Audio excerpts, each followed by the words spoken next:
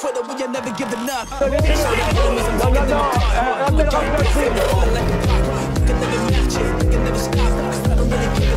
fumez, monsieur? Le football, il a changé. Oui, peut-être.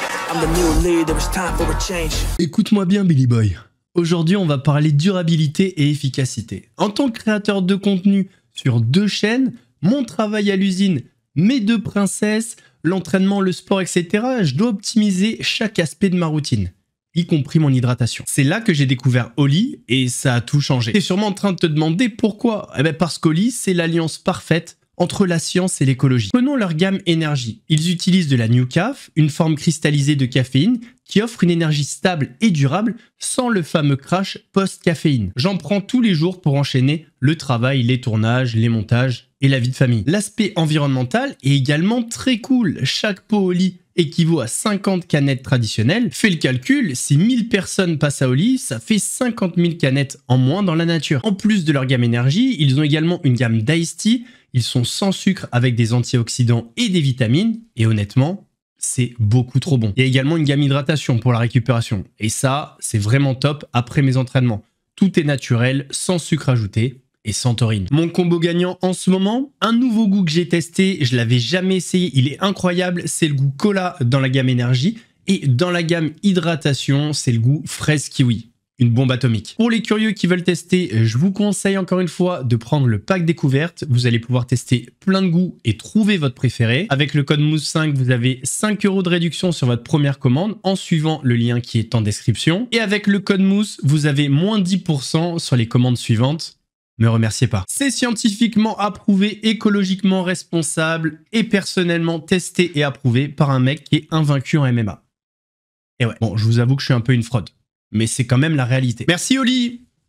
Ouais, c'est Mousse, bienvenue aujourd'hui pour une nouvelle vidéo. Et non, mais c'est Laurent Delamousse, je me suis complètement planté, on l'a refait. Ouais, c'est Laurent Delamousse, bienvenue aujourd'hui pour une nouvelle vidéo. Et j'espère que tout le monde va bien. Aujourd'hui, messieurs, dames, on va parler de Florian Philippot, on va parler de Magali Berda, on va parler de Jordan Florentin, on va parler de Bruno Guillon et de bien d'autres sujets encore. Mais avant de partir pour cette nouvelle vidéo, c'est le moment de soutenir la chaîne et moi-même en mettant votre plus gros pouce bleu, votre meilleur commentaire, on n'oublie pas de s'abonner et d'activer la cloche pour pas rater les prochaines vidéos. On fait de même sur la chaîne principale, la chaîne Mousse, où hier je vous ai sorti la deuxième partie de la série de vidéos sur Aquababe. La vidéo a bien marché, enfin je crois, n'hésitez pas à aller la voir. On me rejoint sur Instagram, sur TikTok, sur Twitch pour pas rater les lives du dimanche soir à 21h30. On va chercher à boire, à manger, on se met à l'aise. Pourquoi je vous crie dessus? On va chercher à boire, à manger, on se met à l'aise. Et moi, je m'occupe du reste. Enfin, je vais essayer. On va commencer cette vidéo par une histoire un peu folle. Il y a un créateur de contenu très suivi, hein, on parle de 6 millions d'abonnés sur TikTok, qui a été placé en détention provisoire pour tentative de meurtre sur conjoint. C'est une histoire très grave qui aurait pu encore plus mal finir. Je vous laisse écouter, c'est complètement fou. L'influenceur marseillais Reda Junior placé en détention provisoire pour tentative de meurtre sur conjoint. Reda Berra, influenceur aux plus d'1 million de followers sur Instagram et 6 millions sur TikTok, a été interpellé mercredi 26 mars à Marseille. Le parquet de Marseille a ouvert une information judiciaire et le 28 mars, il a été mis en examen pour tentative de meurtre et violence habituelle sur conjoint, puis placé en détention provisoire. Sa compagne avait été prise en charge par les pompiers de Marseille avant d'être transféré au service de réanimation de l'hôpital nord de la ville. Toutes nos pensées vont évidemment à sa conjointe qui était dans un état préoccupant.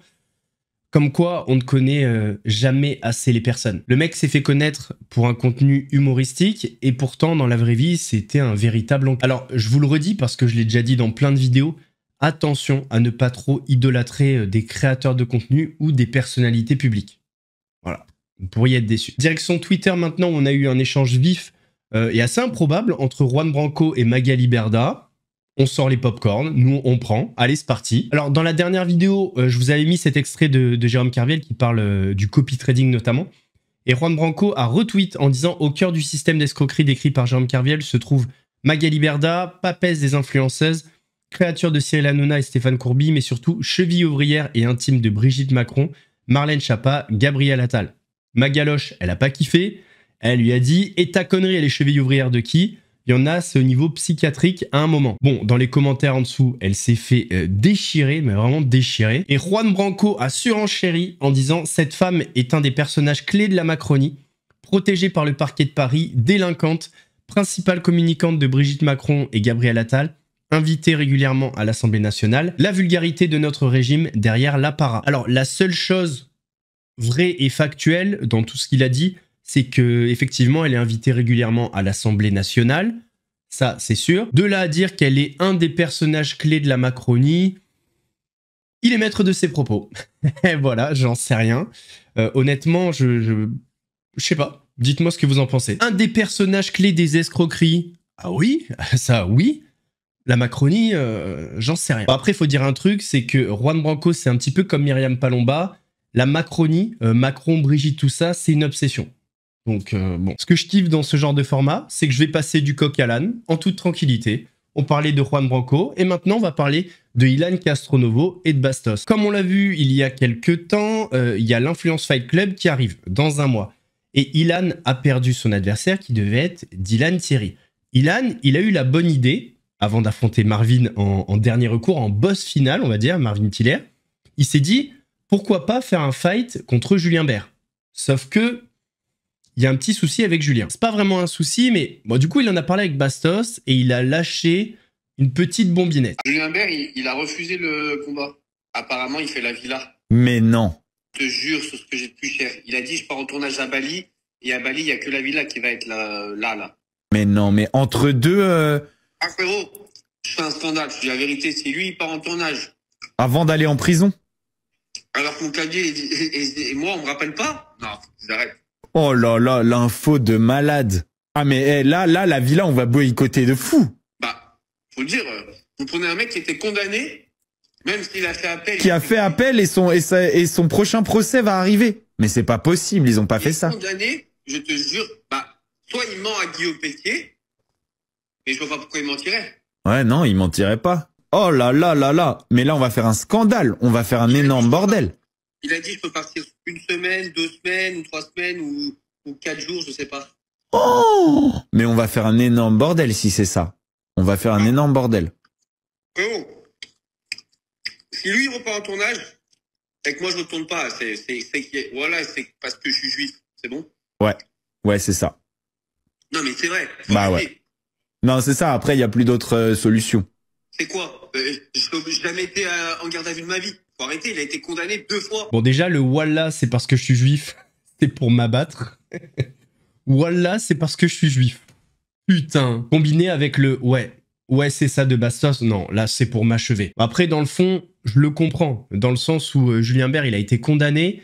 Certes, il a fait appel, mais c'est pour des faits de violence, c'est pas rien. Donc, le reprendre comme ça dans une émission de télé-réalité. Après, est-ce qu'on est étonné par les productions de télé-réalité? Non. Bah non, on n'est pas étonné. Comme on le sait, en septembre, Cyril Hanouna va arriver dans le groupe M6. On sait qu'il y avait eu quelques petites tensions entre Bruno Guillon et Cyril Hanouna. Cyril Hanouna, il avait eu des propos un petit peu déplacés sur le plateau Touche pas à mon poste à l'égard de Bruno Guillon. Et la direction d'M6 avait soutenu Bruno Guillon par rapport à ses propos. Hier, on a eu un audio posté par Clément Garin, un audio d'1 minute 18, mais on a juste un extrait parce que l'audio est payant. Et dans cet audio, Bruno Guillon parle sans langue de bois de Cyril Hanouna. Apparemment, il aurait été enregistré à son insu. Alors la version officielle, c'est que normalement il est censé arriver sur Fun. La version officieuse, il est hors de question que je partage l'antenne avec ce gars. Donc non, je leur ai dit ici, s'il arrive sur Fun, je m'en vais. Moi, à 10 ans, je collais des affiches pour François Mitterrand avec mon père. Tu vois ce que je veux dire? Et donc je me vois mal, à 53 ans, partager l'antenne avec quelqu'un qui est pour le retour de la peine de mort, qui a donné la libre parole aux extrêmes, etc. Et je le dis avec d'autant plus de facilité que je pourrais lui dire en face. Tu veux, c'est Régis Ravanas que tu connais, qui l'a fait venir. Puis lui, maintenant qu'il arrive, il se barre sur BFM, et il voulait pas le mettre sur RTL parce qu'il savait que sur RTL ça allait faire péter toute la grille. Alors d'après Clément Garin, Bruno Guillon était en train de parler à un invité avant le commencement de sa matinale, sauf que son micro était allumé et une personne de la régie l'aurait enregistré. Bruno Guillon, lui, a été convoqué par sa direction et sa ligne de défense, c'est que la voix a été faite avec une intelligence artificielle. Affaire à suivre. Alors je dois vous avouer une chose, en ce moment je me régale, j'ai mes petits popcorn comme ça et je regarde la guerre entre le Rassemblement National et la France Insoumise. Quelle régalade, mais c'est le divertissement, c'est le poulet. Vous savez, c'est comme regarder un match de rugby. Bon, moi j'aime le rugby, bon, prenez ce que vous voulez, le foot, le basket, peu importe. Et de ne pas avoir une équipe préférée. Tu vois, tu profites du spectacle. Bah là c'est la même chose. Comme vous le savez, moi je m'en fous des partis politiques, peu importe lesquels. Du coup, quand la France Insoumise et le RN se tapent sur la gueule, ah bah je kiffe.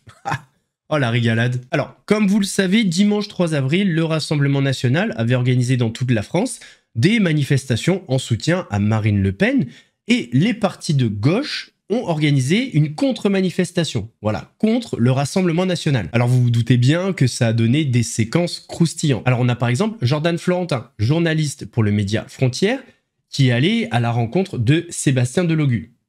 Vous vous doutez que ça a mal fini. Monsieur le député, bonjour. Est-ce qu'on peut savoir pourquoi vous manifestez? C'est-à-dire, Jordan Florentin. Oui, bon, c'est quoi toi? Vous êtes journaliste? Je vais vous demander pourquoi vous manifestez, monsieur. Tu fais la sécurité de ça, frère? Non, mais laissez. Tu fais la sécurité de ça, vraiment? Mais pourquoi vous manifestez, monsieur? On a la réponse.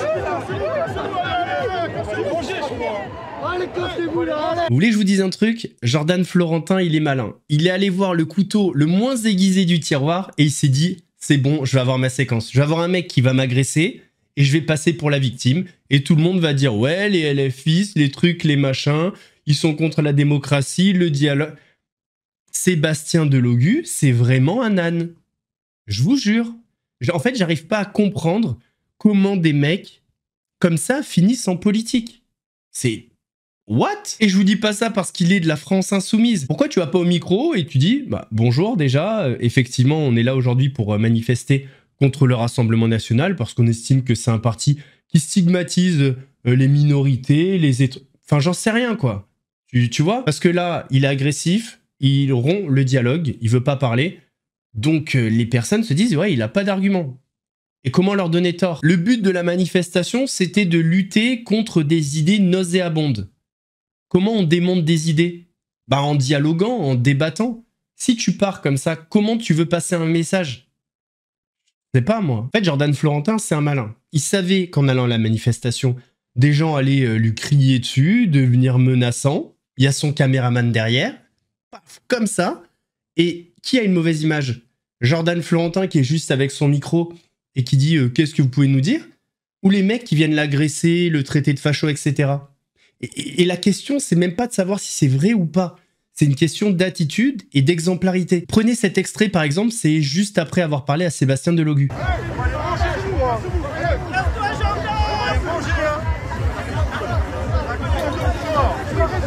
Vas-y, casse-toi!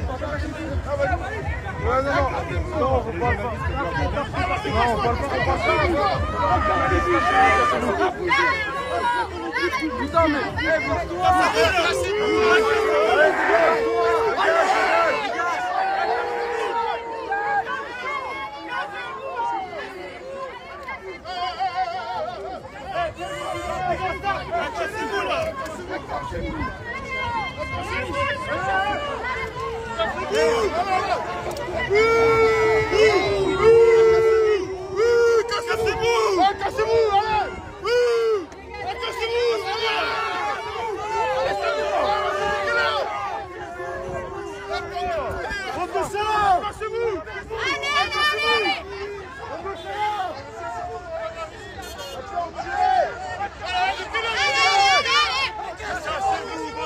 Qu'est-ce qu'ils font là?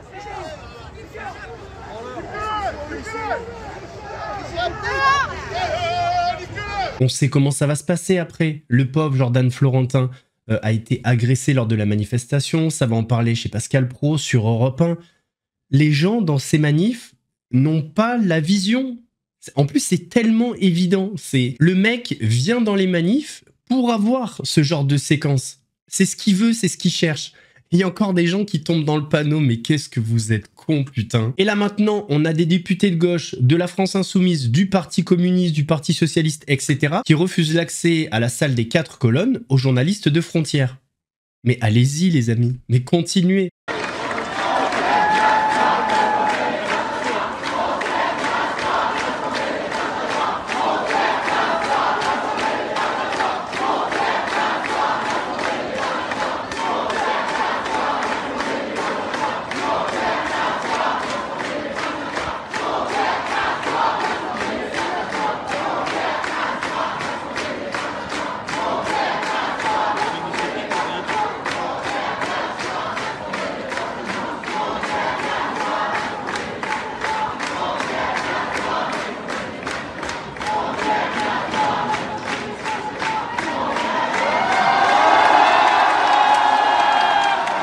Il y a une semaine, il y avait une manif de soutien à Marine Le Pen parce que, selon ces personnes, la démocratie est en danger. Et là, vous venez saccager la liberté de la presse. Non, vraiment, d'un œil extérieur, c'est hilarant. En fait, tout est tellement téléphoné que je comprends pas comment des personnes normalement constituées peuvent tomber dans le piège, d'un côté ou de l'autre. J'ai l'impression qu'on est dans un remake de Gang of New York qu'on appellerait Gang of Gogol. Voilà. C'est vraiment ça. Gang of Gogol. Ah oui, on a eu un petit moment croustillant aussi, en rapport avec le Rassemblement National. Florian Philippot qui tacle, mais alors les deux pieds décollés, le Rassemblement National et le flop de leur manifestation. Je n'ai pas été surpris par quand même le semi-flop du meeting dimanche, là, sur une place que je connais bien, parce que nous, on y fait souvent des manifs, donc elle n'était pas bien remplie. Vous faites des manifs, il y a moins de monde que Madame Le Pen. Non, 3 fois plus, selon Le Monde. Même Le Monde l'a écrit dans un article hier. Les manifs de Florian Philippot, 3 fois plus de monde que ce qu'il y avait pour le Moi, j'ai jamais vu 20 000 personnes dans vos manifs. Bah, écoutez, vous devriez sortir et venir voir, vraiment. Et d'ailleurs, vous pouvez pas voir... C'est beaucoup de personnes, 20 000 personnes. Hein. C'est beaucoup, et parfois même beaucoup plus. Là, il y en avait 7 000. Parce que les médias ne viennent pas. Les médias ne viennent pas. Donc c'est de la faute des médias. Bah, bien sûr que c'est la faute des médias. Non, il y a pas... Ah bah, ils font pas leur boulot. Non, mais on a des médias... J'ai jamais vu... Je vous assure, On a des médias du monde entier, mais on n'a pas les médias français. C'est quand même une bizarrerie démocratique dans notre pays, quand on s'intéresse pourtant à des sujets comme la paix, comme on l'a fait encore le 29 mars dernier, ou à d'autres sujets pendant le Covid sur les libertés, ou sur la sortie de l'Union européenne, ou sur la défense des suspendus, des travailleurs suspendus. Et en fait, le flop, ça vient pas de là. Ça vient que le RN ne bouge jamais, si ce n'est pour lui-même, pour son nombril. Et donc, les gens, au bout d'un moment, quand vous n'avez pas soutenu pendant le Covid les suspendus, vous n'avez pas appelé à bouger pour les libertés, vous ne faites rien sur l'Ukraine pour la paix, et que la seule fois en 10 ans où vous appelez les gens à se mobiliser dans la rue, c'est pour vous-même, pour votre gueule, en quelque sorte, les gens, ils viennent pas. Le RN est resté haut quand même dans les sondages. Dernier sujet, Dylan Thierry refait de l'humanitaire. Pourquoi pas? Ça faisait longtemps qu'on l'avait pas vu. Là, il a posté plusieurs vidéos sur son compte Instagram. L'association, c'est MATW Project France. Donc là, il est parti au Liban pour aider des familles palestiniennes. Donc en soi... c'est bien. En vrai, c'est top, tu vois, mais il y a un truc sur lequel j'arriverai jamais à faire l'impasse, c'est le fait qu'il filme tout. En fait, avec le passif, j'arrive pas. Voilà, j'arrive pas. On va ouvrir le frigo d'une maman palestinienne avec un enfant. Regardez, dedans, il y a que des œufs. Et là...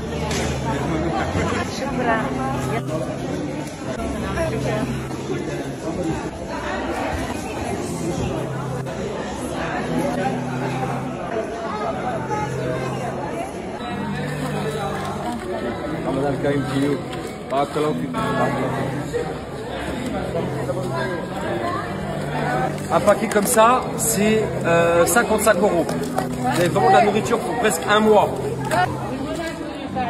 Du riz, des pâtes, des lentilles, du sucre, du sel, de l'huile, du thon, des sardines, du houmous, bien évidemment du riz, de la tomate, des pâtes, fromage, du beurre, tomates, sardines, haricots, viande, haricots rouges, très protéinés, du thon, du houmous.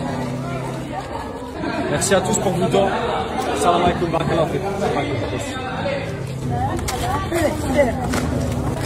Avec ça, ils arrivent à tenir un mois. En plus, c'est la période de Ramadan, c'est votre ville. Merci à tous pour vos dons, parce que cela, sans vous, ça ne serait pas possible. Alhamdulillah. Barakallah. Bon, il y a d'autres vidéos avec des enfants, une où il pleure. On sait même pas d'ailleurs s'il a les autorisations, c'est un petit peu comme à Madagascar et ailleurs au final, Sénégal et autres. On sait même pas s'il a l'autorisation de filmer les enfants et diffuser les images. On n'en sait rien. Mais voilà, c'est toujours ce côté, je veux me mettre en scène, ça me dérange. Parce que Dylan, dans le passé, il a rarement fait les choses pour rien. En général, il y a un but. Et très souvent, c'est redorer son image. Donc j'ai quand même contacté l'association pour voir un petit peu ce qu'il fait. Est-ce qu'il est venu se greffer à cet assaut comme il avait fait au Maroc, au Sénégal par exemple? Je sais pas, est-ce qu'il a fait des dons? J'aimerais bien savoir en fait. Voilà. Et s'il a fait des trucs, je le dirai en vidéo. Je serai honnête. Messieurs, dames, on arrive à la fin de cette vidéo. J'espère qu'elle vous a plu. Si c'est le cas, votre plus gros pouce bleu, votre meilleur commentaire. On n'oublie pas de s'abonner et d'activer la cloche pour ne pas rater les prochaines vidéos. On fait le même sur la chaîne Mousse où hier je vous ai sorti la deuxième partie sur Aquababe. Je vous mettrai le lien en description. On me rejoint sur Insta, sur TikTok, sur Twitch pour pas rater les lives du dimanche soir à 21h30. Nous, on se donne rendez-vous demain pour une nouvelle vidéo. En attendant, prenez soin de vous. Laurent de la Mousse vous salue. Là, je me suis pas trompé. Aujourd'hui, c'est pas Mousse, c'est Laurent de la Mousse. Ouais, c'est mousse. Très frais comme une mousse. Léger comme le houmous. Piquant comme un bimousse. Un gros lion te course. Tu cries, t'as la frousse. J'arrive à la rescousse. Regarde, ouais, c'est mousse.